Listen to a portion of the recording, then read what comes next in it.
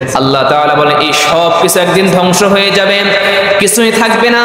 ইসরাফিল আলাইহিস সালামের সিংহায় ফুৎকারের মাধ্যমে সব কিছুকে আল্লাহ তাআলা ধ্বংস করে দিবেন। আল্লাহ তাআলা বলেন ইজা যুলজিলাতিল আরদু জিলজালাহা ওয়া আখরাজাতিল আরদু আসকালাহা ওয়া ক্বালাল ইনসানু মা লাহা। সেদিন আল্লাহ বলেন ইজা যুলজিলাতিল আরদু জিলজালাহা, যখন জমিনটাকে প্রচন্ড কম্পন করা হবে, প্রকম্পিত হবে।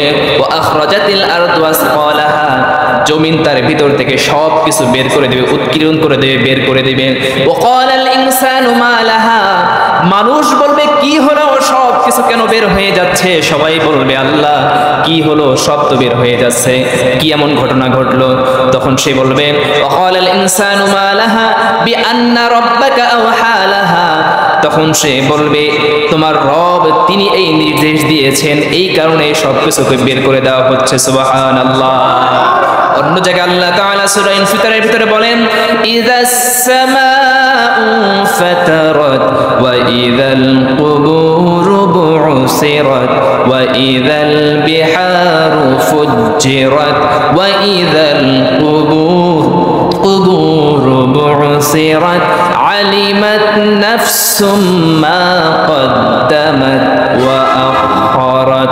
জোরে বলুন আল্লাহু আকবার। আল্লাহ রাব্বুল আলামিন বলেন ইযা সামাউ ফাতারাত ওয়া ইযাল কাওয়াকিবু ইনতাসারাত, যখন সেই প্রকম্পনটা হবে তখন তারকারাজিগুলো ছিটকে ছিটকে পড়বে, কাওয়াকিব তারকাগুলো, নক্ষত্রগুলো ছিটকে ছিটকে পড়বে, ছিন্ন বিচ্ছিন্ন হয়ে যাবে। এবং আল্লাহ তাআলা বলছেন ওয়া ইযাল বিহারু ফুজ্জিরাত ওয়া ইযাল কুবুরু বু'সিরাত, কবর থেকে সবকিছু বের করে দেওয়া হবে।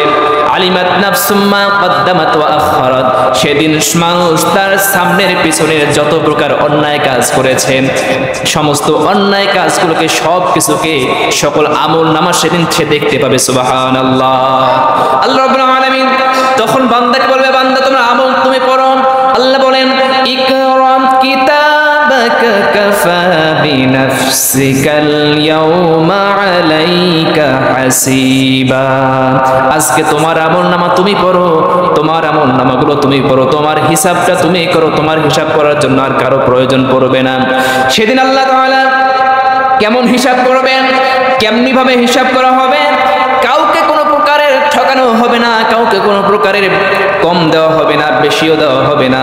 আল্লাহ এই দুনিয়ায় কাউকে কম দেন না, দুনিয়ায় মানুষকে নেকির কাজ ভালো কাজের প্রতিদান আল্লাহ তাআলা সর্বনিম্ন 10 গুণ বাড়ায় দেন, কিন্তু মৃত্যুর পরে আর তার আমলনামাগুলোকে সেই সময় আর পারবে না।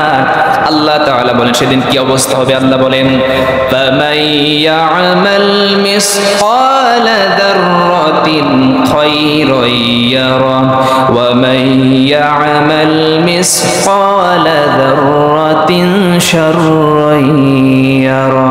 জোরে বলুন আল্লাহু আকবার।